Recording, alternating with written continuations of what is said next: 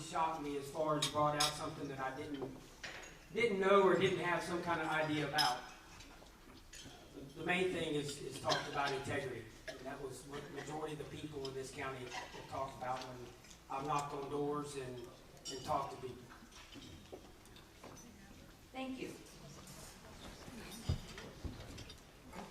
Mr. Horwick? Just Rick. Just Rick will do. Do you see the need to ask the county for more money for your budget? If so, for what? We'll do what we can do with the money available. We won't whine about we don't have anything like that. We'll do the best job we can, just like you do at home. You have to prioritize.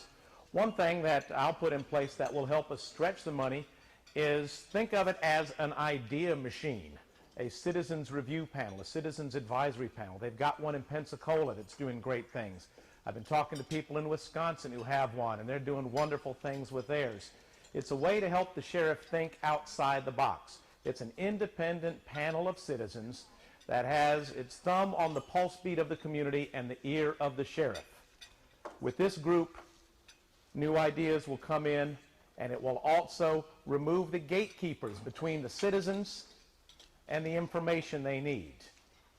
It will serve many, many functions. For example, if you have filed a complaint and you're not satisfied with the way it was resolved, this panel could then go in after the fact, look at it, and issue a report as to what was done right, what was not done right. This panel could also answer your questions. If you want to know how many cars have been purchased for how much money, this panel would get the answers for you. You would no longer depend on what the news media thinks is important.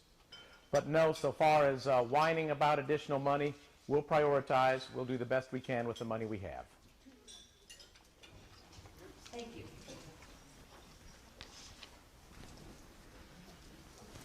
And Mr. Ashton, what will you do to thwart illegal drug sales in Okaloosa County? The same that we've been doing for the last 20 years I've been working at the Sheriff's Office. I've worked in K-9 and Street Crimes Division. I've been there on hundreds, literally hundreds of drug search warrants where I've kicked in doors, confiscated drugs, and arrested drug dealers. And we'll continue to do that. Our UCR report just came out, and we're 36% decrease in violent crimes. And that's a direct result of taking the drug war to the drug criminals. Just this past week, we just finished one of our initiatives, Take Back Our Streets, in the Heatherton and Sylvania Heights community. We've made over 20 drug arrests, and we've made over 10 prostitution arrests. And people say, well, prostitution's a victimless crime, but it's not. They're in front of those kids at school bus stops, and those people that live in those communities want that to cease and desist. We'll continue that war, and we'll continue to win that war. We probably, you hear it all the time, but on Fox News and CNN just the other day, we're still in the top 10 places in the United States of America to live. And that's because crime rates are low. And your living here in Okaloosa County is the top in the country, and we'll continue to do that. Thank you. Mr. Thatcher?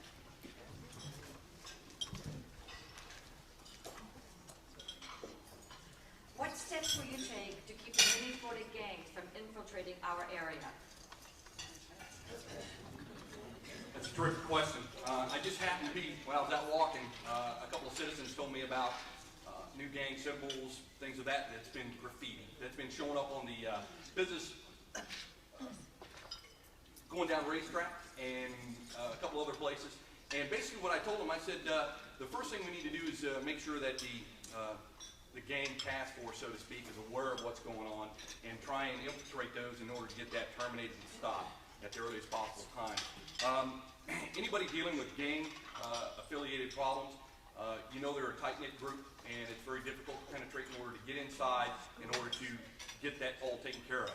Unless we got people willing to stand up for what's right and make the complaint with an actual statement in hand, it's kind of hard. So we have to infiltrate those type of environments in order to break up those gang-related families, so to speak, and take care of the problem that way. That's the easy. I mean, that's the only way we can do that.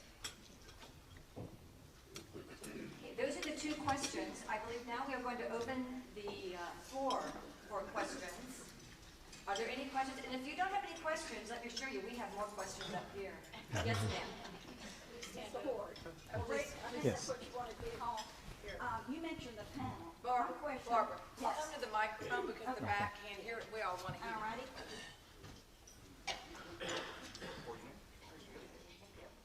Okay. The panel you're mentioning, who's going to pay for this panel?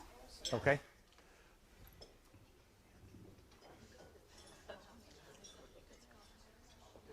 Okay. Microphone, sure. Okay. She's asking about the citizens panel of which I spoke. The cost on that would be very, very minimal. These would be citizen volunteers who would be appointed. And I'm visualizing that perhaps each county commissioner might appoint one, staggered terms, guarantees to make sure that there's minority representation, that sort of thing. But these are not paid professionals. These are citizens who have an interest in your community. What they found in Pensacola, for example, is people who have an issue with the police department who are fearful of coming forward to the police department will instead call their neighbor who happens to sit on this panel. And they've had occasions where that alone instituted an internal investigation that needed to be done that otherwise would not be done. What they did with this group in Wisconsin that I've been talking to, they wanted to get feedback on how their officers are performing. This citizens panel, entirely on their own, came up with the idea, let's call everyone who got a traffic citation last month and ask them how our officer was. And they did that all with volunteer time and got very useful feedback. Are their officers being courteous? Are their officers being professional? Is there a perception out there that the officers are targeting and that sort of thing? Thank you. Any other questions from the floor?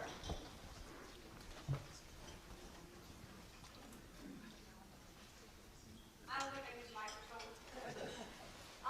The school resource officers, is it because of the budget that some of them have already been cut? And are they going to continue to be cut?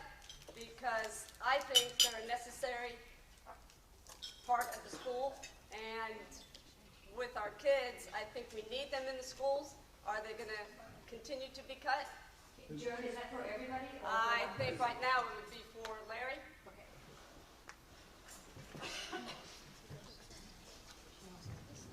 Thank you. Great question. We're in a depressed economy, and I'm sure all of you know that. And so the Cadillac is we'd like to have 2 school resource officers in every school. Unfortunately, when you can't afford that, then you move down to the Suburban, or you move down to the sedan, or you maybe move down to the Volkswagen. But yes, we will always be in the school resource officer program. We are dedicated to serving in our schools, and that over the years has proven time and time again that it's needed and it's managed. The sheriff's office has managed that from its inception. We can't necessarily afford one every middle school. When you start looking at the crime rates in middle schools versus high schools, it may be that, hey, we need 2 in a high school, not necessarily one in a middle school that is not as prevalent to crimes. But there again, we're not a taxing authority. The sheriff's office is not a taxing authority. The school district and the school board is a taxing authority. So when those safe school monies that the state allocate to our schools, they don't provide that money to them, then yes, we have done it over and over and over again. We have picked up the slack on that. Would you object if Mr. Mitchell responded to that? Oh, we have another question. Okay, I'm sorry. See that presentation. They can do it at the close. Go ahead. Your question? I don't have a question, but I would like to compliment you 6 men. Would you come up there so we can hear you? Oh.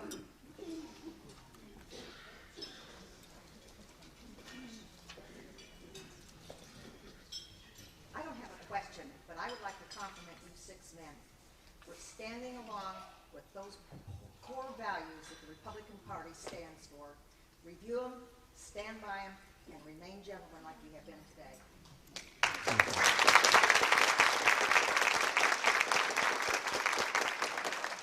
think it's only fair that 2 and the other 4 get another question, just to be fair, if y'all don't mind. I just want to be fair, bit of candor. Do you want me to ask one from the back, or are there any other questions? No, but dip in the bag. Unless anybody else has a question. You, since you're right here. Yes, I'm at the end down here. Oh, wait a minute, there's a young lady back there got a question. Yep. But that's just, Does anybody have a question? okay. Nope. Yep, there she is. Oh, there she is. Oh, it's Libby.